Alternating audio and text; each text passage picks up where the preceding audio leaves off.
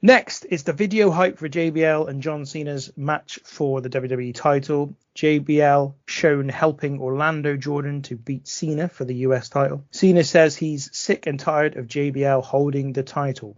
Cena FUs Teddy Long because Teddy Long won't allow JBL to face Cena on SmackDown. Then Long creates a rule that Cena can't physically attack JBL, otherwise he loses his title shot, but also that JBL can't strike Cena or Cena can react. The two then try to goad the other into hitting the other person, and then JBL has Cena arrested for vandalizing his limo.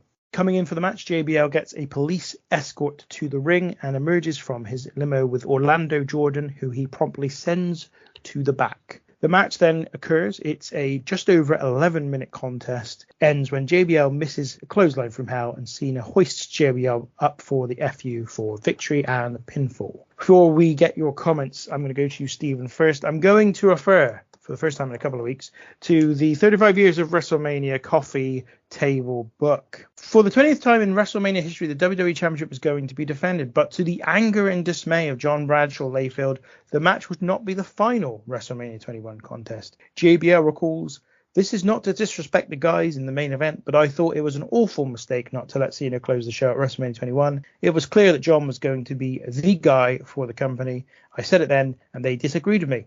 I think they would agree with me now." Interesting. I thought that was quite interesting that JBL said that. Obviously, he would say it, given that this was his probably best chance of ever being in the main event of a WrestleMania.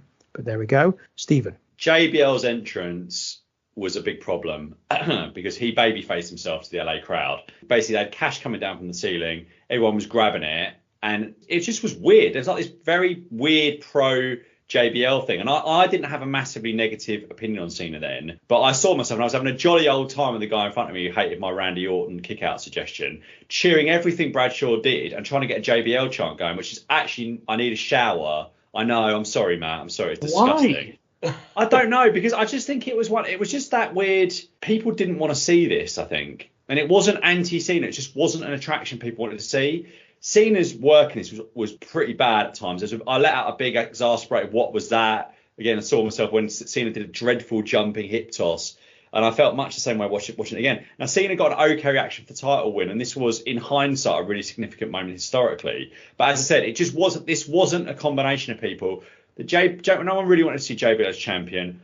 And I don't think Cena was quite ready. And certainly wasn't ready in front of this crowd. And I don't think Cena was ever over in front of the WrestleMania, quote unquote WrestleMania crowd in the way that the company wanted him to be for years and years. But I have to say, that all said, fair play for WWE. And this was kind of maybe, I was thinking about this being my talking point in terms of making baby faces. Fair play for WWE on this night for going with John Cena and giving him a chance. Because I think if Cena loses here, it hurts him. And this was the time to give him the title, I think, whether he was ready or not. So, you can only set him up to fail, but you might set him up to succeed. And ultimately, Cena was like a massively important person in his company for the next 10 years. So, yeah, fair play to them. I think they did something right here, albeit the journey to get there was a little bit painful. Yeah, first things, the statement you had from the book there, very quickly just want to go with, yeah, I can easily imagine why JBL would have said that. I mean, I do think that at the time the company thought that Batista was going to be the guy, which is why he went last, which is why he had the big massive pyro display. It's why he had Triple H,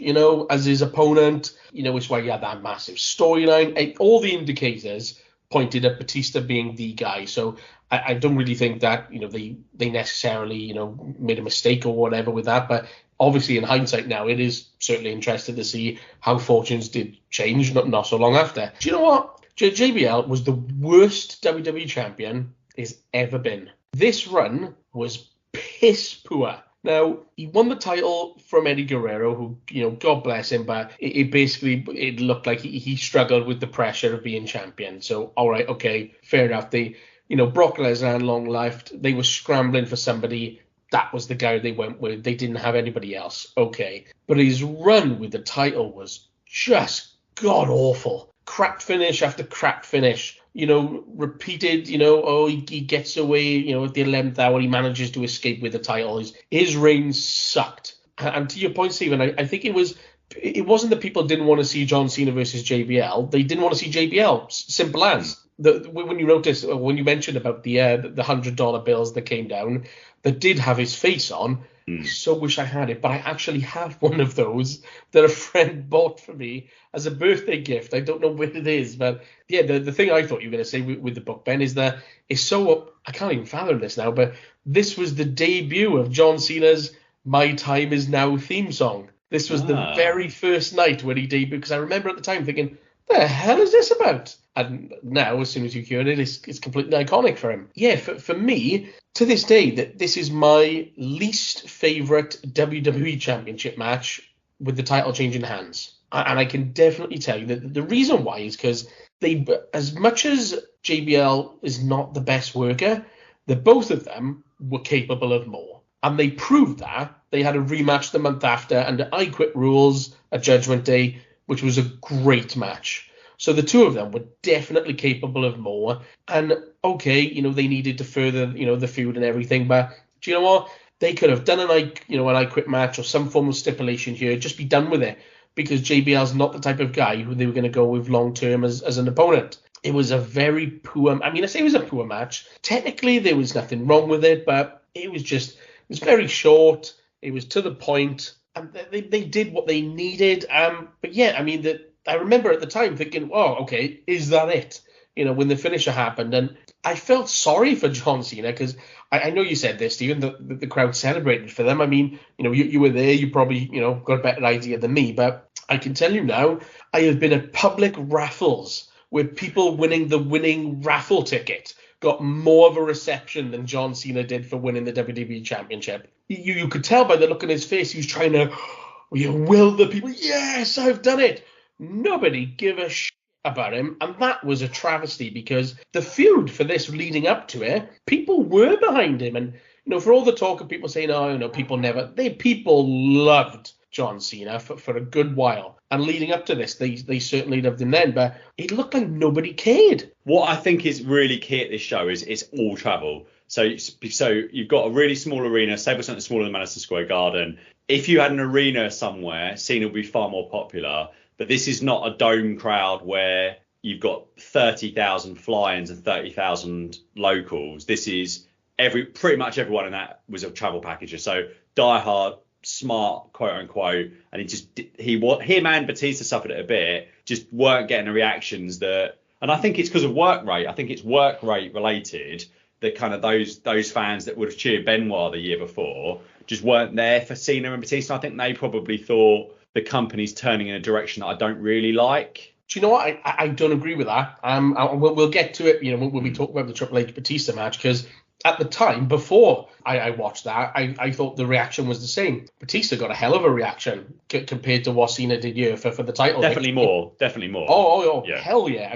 Like I said, that's Triple H though, because people wanted Triple H to lose, didn't they? I think. Do you know, it may be that, but I think it was as much that they wanted Batista to win, and they weren't that into Cena winning here. So it was, like I said, as far as the match goes, it wasn't great. Thank God JBL never got another WWE Championship victory after this, because God, he never needs to be anywhere near that belt ever again. Yeah, that's what I've got to say. For me, this is a bit throwaway, to be honest, and throwaway in terms of the quality, throwaway in terms of the length. Really short match for a WWE title at WrestleMania, and I had an impression of the show based on nothing, because I don't think I have seen. I think I've seen the Kurt Angle Shawn Michaels match before, probably seen the Undertaker Randy Orton match and the Rey Mysterio Eddie Guerrero match before, but I'm not sure I've watched anything else on it before. But I had an impression of what the show was based on just the names and the lineup. And my impression was this match is going to suck after the Kurt Angle Shawn Michaels match, because John Cena versus JBL, Triple H versus Batista, I do not give a flying